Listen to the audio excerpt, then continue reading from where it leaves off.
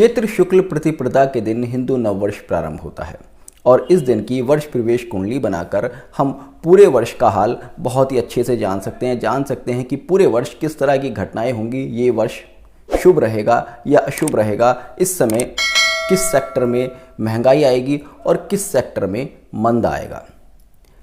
1 अप्रैल 2022 को विक्रमी संवत 2079 शुरू हो रहा है, जिसके राजा शनि हैं और मंत्री गुरु हैं। ये विक्रमी संवत नल नाम का संवत है, जो कि इंद्राग्नि युग का अंतिम वर्ष है। एक युग में 5 वर्ष होते हैं और ये जो युग चल रहा था ये इंद्राग्नि युग है। नल नामक वर्ष के लिए, विक्रमी संवत नल के लिए ज्योतिष शास्त्र में कहा गया है कि ये बहुत ही शुभ वर्ष नहीं होता है। इस समय अराजकता बढ़ती है, इस समय वर्षा कम होती है, फलस्वरूप उत्पादन कम होता है, जिसकी वजह से महंगाई बढ़ती है। वर्ष का राजा शनि है और वर्ष का राजा शनि होने पर देखा गया है कि ऐसे में कृषक वर्ग, श्रमिक वर्ग और मजदूर वर्ग को परेशानियों का सामना करना पड़ता है। कई बार ये सामना शासन वर्ग की अलग अलग नीतियों की वजह से होता है। अक्सर देखा गया है कि जब वर्ष का राजा शनि होता है तो देश में आंदोलन और प्राकृतिक घटनाएं कई बार बढ़ती हैं। देश में वर्षा कम होने से उत्पादन कम होता है और वर्ष का वाहन क्योंकि घोड़ा है तो ऐसे में ये चीज़ें और ज़्यादा बढ़ जाती हैं। वर्ष का मंत्री गुरु है, जो कि अपने आप में एक शुभ संकेत है। गुरु जब वर्ष का मंत्री होता है तो ऐसे में वो विकट परिस्थितियों को संभालने की कोशिश करता है। तो कहा जा सकता है कि वर्ष का राजा शनि होने से अराजकता, आतंकवाद, प्राकृतिक घटनाएं बढ़ेंगी, किंतु मंत्री गुरु होने से इन चीज़ों को सरकार अपनी नीतियों से या किसी भी तरह से सुलझाने का प्रयास करेगी। आइए देखते हैं वर्ष प्रवेश कुंडली, क्योंकि वर्ष प्रवेश कुंडली अपने आप में बहुत ही ज़्यादा महत्वपूर्ण होती है बताने के लिए कि आने वाला समय किस तरह से और किस तरह का परिणाम देने वाला है।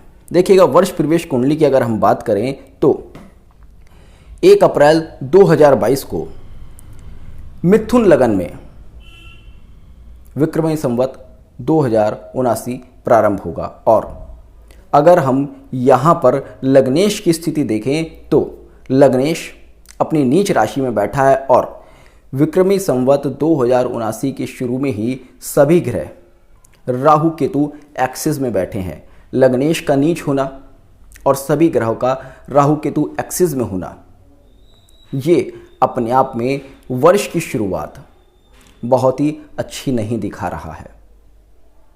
और साथ ही साथ आप देखेंगे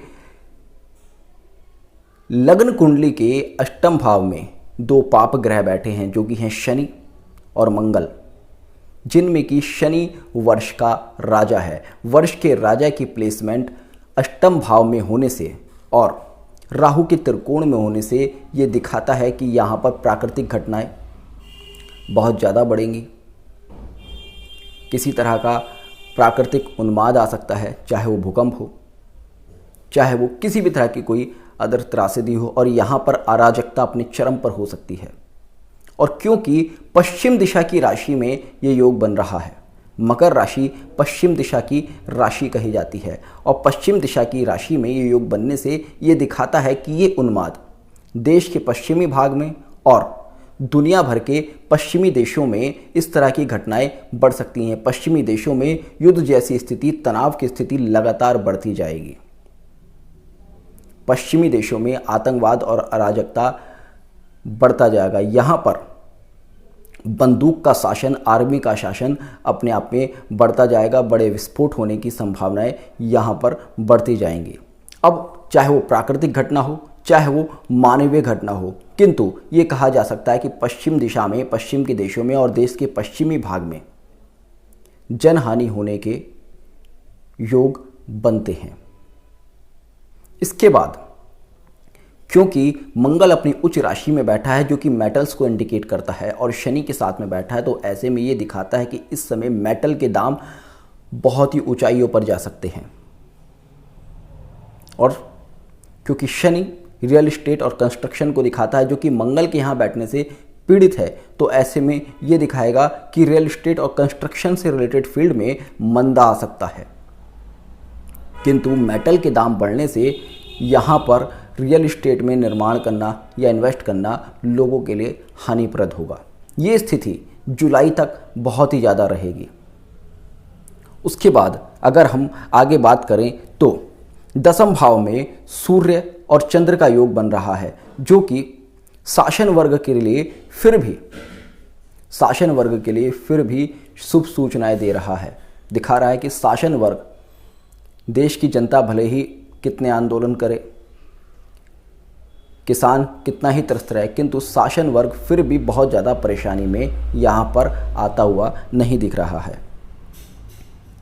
अगर हम जुलाई के बाद की अप्रैल के बाद की बात करें तो शासन वर्ग को काफ़ी रिलीफ मिलता दिख रहा है, क्योंकि अप्रैल के बाद राहु केतु अपने राशि परिवर्तन कर लेंगे और वहाँ पर जो 10वें भाव में सूर्य और चंद्र को राहु केतु पीड़ित कर रहे थे वो यहाँ पर पीड़ा नहीं होगी। लग्नेश भी राहु केतु के प्रभाव से मुक्त हो जाएगा। तो ऐसे में अप्रैल के बाद का समय शासन वर्ग के लिए फिर भी ठीक होगा, किंतु शनि मंगल का ये संबंध दिखाता है कि पूरे वर्ष शासन वर्ग को किसान मजदूर आंदोलनों से जूझना पड़ेगा ही पड़ेगा। साथ ही साथ आप देखेंगे यहाँ पर लग्नेश क्योंकि कमज़ोर है, तो ऐसे में अर्थव्यवस्था बहुत ज़्यादा ऊपर जाती हुई नहीं दिखती है। तो कुल मिलाकर कह सकते हैं कि आगामी वर्ष स्पेशली शुरू के 3-4 महीने बहुत ही ज़्यादा सुकून देने वाले नहीं हैं। उसके बाद ग्रह स्थितियाँ बदलेंगी जो कि कुछ सामान्य स्थितियों को इंडिकेट करती हैं। होपफुली आपको आज का ये वीडियो पसंद आया होगा। तो जुड़े रहिएगा एस्ट्रो सूत्रा के साथ। मिलते हैं नेक्स्ट वीडियो में, तब तक के लिए जय हिंद।